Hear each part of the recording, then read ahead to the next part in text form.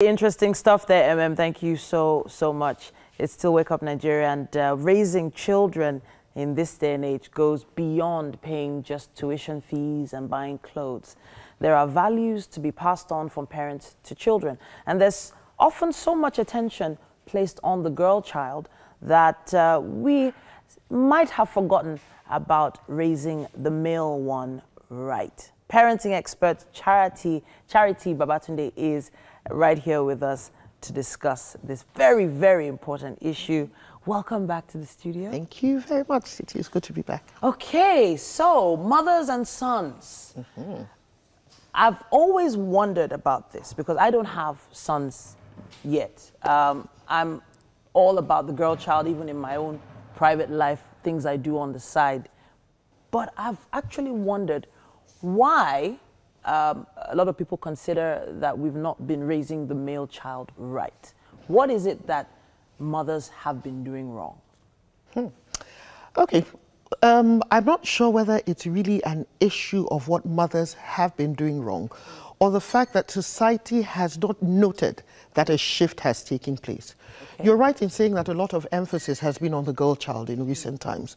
And what has happened is that we now have an emerging group of very driven, very focused, very successful women, both the business front, the corporate world.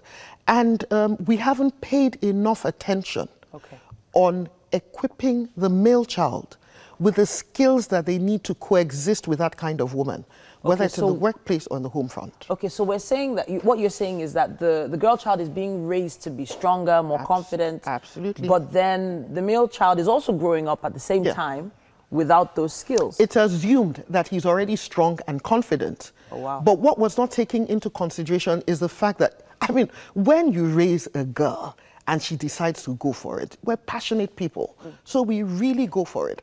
And so the male child is watching and saying, what's going on here? What's going on here? Now, it could lead to three different things. One, apathy, where you just feel, you know what, throw up your hands and decide, I'm not going to do anything about it. Two, depression. Or intimidation, or you get intimidated, and you then feel that, look, I can't win in this thing. I mean, the girl child, there's so much emphasis, blah, blah, blah, blah, blah. And then you throw up your hands, and that's where the mother comes in. Now, of course, the father is expected to be the son's role model. I mean, he should look up to his father. And like we've discussed over the last 2 weeks, there's a lot the father can do to foster that relationship. But the mother comes in as a support because she's the natural caregiver. She's the one who nurtures. She looks at it and with wisdom, she thinks, how can I prepare my son for the road ahead? I have a son. And one of the things that keeps me focused is there are questions that I ask myself. One, if my son wasn't my son, and I was to employ somebody like him in my organization, would I be excited about it? Would I consider him to have the skills that make him a valuable team player? Two, if my daughter came home with somebody like my son, with some of the traits that I'm seeing, would I think, thank God, or would I be worried? And three, has he developed the resilience for that road ahead? And if I can truthfully look at those questions and answer them, then I begin to know what adjustments and what areas I need to do. And it's going to require a lot, I mean, skillfully doing it, because you would meet with resistance, number one. Number two, our hearts are very fragile, especially towards those our sons. You know, we're looking at them, my boy. I'm telling you, just want to help him and protect him and take care of him. And then because traditionally, we've been raised to look at the man as the lord of the manor, you know, so we want to help them, we want to serve them. But the world has changed. And that is what we really need to bear at the back of our minds. Okay, so I want to step back a little because raising sons to be stronger, wiser, I always felt that the mentoring of the men should come from the men. You know, because women are often considered the softer ones. They're often considered to have traits of the, you know, the person that will be, you know, always heartfelt and emotional about things. And we don't want emotional boys out there, well, to be too emotional. Of course, we want them to have emotions. Absolutely. But I'm trying to come from the angle of, if the women are doing all the mentoring, then what are the fathers doing? Okay, so I think part of the issue is that the fathers have looked at their roles as provider. Okay. So they're doing a lot of, let me go and work and get the money and pay the bills. And when they're talking to their sons, they're saying to them, remember you have bills to pay. Remember you're a man. Remember you have bills to pay. It's all money, money, money. Unfortunately, when these boys get into the workspace or get married, nobody is going to say, didn't your father train you well? They're going to ask you that, didn't your mother train you well? Okay. So therefore, so that no woman, I mean, you wouldn't want to be insulted by anybody, even if you don't hear it. You're saying, okay, what can I do? And you also know that it can cause untold pain and damage if we do not raise our boys well.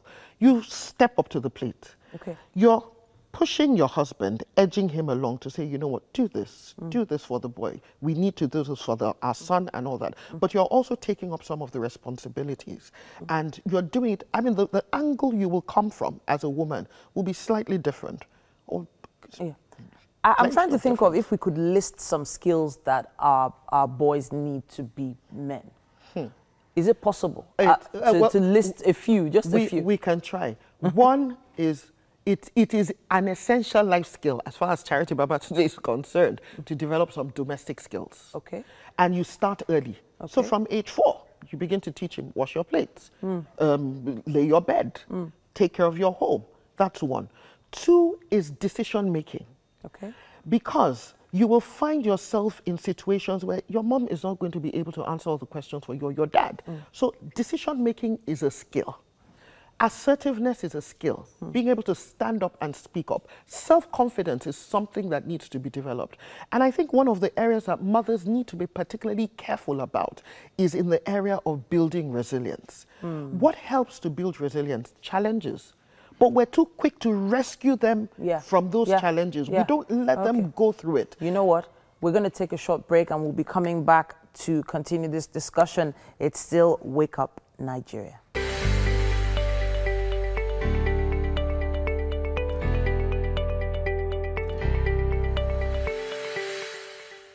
Welcome back. We're still talking about mothers and raising sons for the 21st century.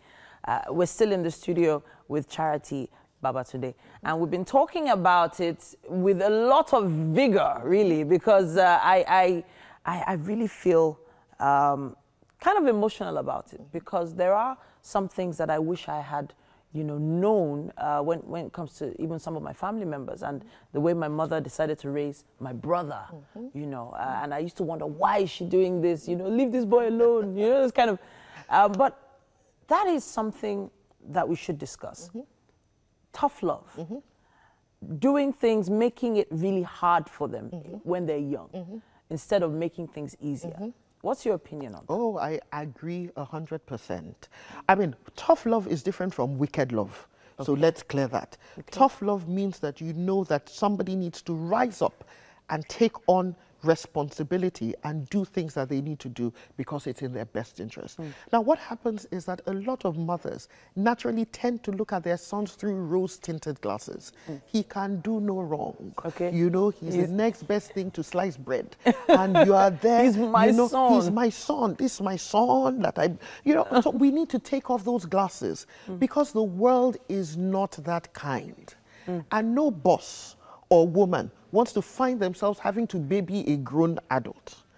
We need to build them and remove those glasses and say, you know what, my son, objectively, this is who you are. Look at him and say, these are the things that I need to do, so that you do not become a liability to anybody. Because at the end of the day, what really do we want for our sons? For them to be fully functional, responsible men. That's it. And whatever we need to do, even if it means denying ourselves the pleasure of knowing that we took care of them the way they wanted. Because at the end of the day, even if it means applying tough love, because we know that at the end of the day, they are still men and their expectations of men. Okay, so I want to round this off by asking your opinion on teaching the men how to look after a woman. Very important. Very important. So yes. Looking after a woman could mean many different things. Yes. And there are some rules, especially okay, so I'm thinking about a brand new couple that just got married last weekend, and then in 2 weeks, the family members are asking, oh, where is the baby? But nobody taught him what to do in the bedroom, for instance. I'm saying, how do we get to that particular place as mothers, teaching our sons how to look after a woman? Okay, so like you said, it is such a wide, looking after a woman encompasses a lot of things. But let me take from the example that you had. A woman should parents, let me say parents, should have talks with their children from early on. Sex is a topic that Nigerian parents tend to shy away from having with their children. There are conversations that must be had, but they must be age appropriate. By the time your son is getting married, you begin to tell him that is where the mother comes in to say, look, Dad, you need to talk to your son. He's getting married. Have you told him about the fact of life? Let's assume you didn't do it early enough. You need to tell him, what does it mean? And from young, we begin to tell there was, not too long ago, there was this whole drama about no consent. I said yes, I said no, I said, we need to teach our sons that when a woman says no, it means no. And you respect that. You respect her for that decision. You know, so those are some of the things that we can do. Even as parents, whenever your son comes to the kitchen and he's asking for a particular snack or something, and you say no, but you still give it to him. Absolutely. So what are we teaching? Absolutely, because again, we need to realize that it's not so much what we say, but what we're actually mirroring to them. So we need to let them know that when somebody says no, it means no. We need to teach them. Another area we really, really need to teach them is in the area of money and finances. Because it's very easy to get carried away. And it's also very easy to live a dream life where you're thinking that, oh, I'm going to make $6 million tomorrow. And you're living the lifestyle without actually earning the money. They shouldn't despise humble beginnings. They should start small and grow. They should recognize that hard work is a value. Work is a value, and there's dignity in labor. So they should work hard. So those are some of the things. I mean, if I'm to round up, you know, what it is that there are conversations that must be had, whether it's by the mother or by the father.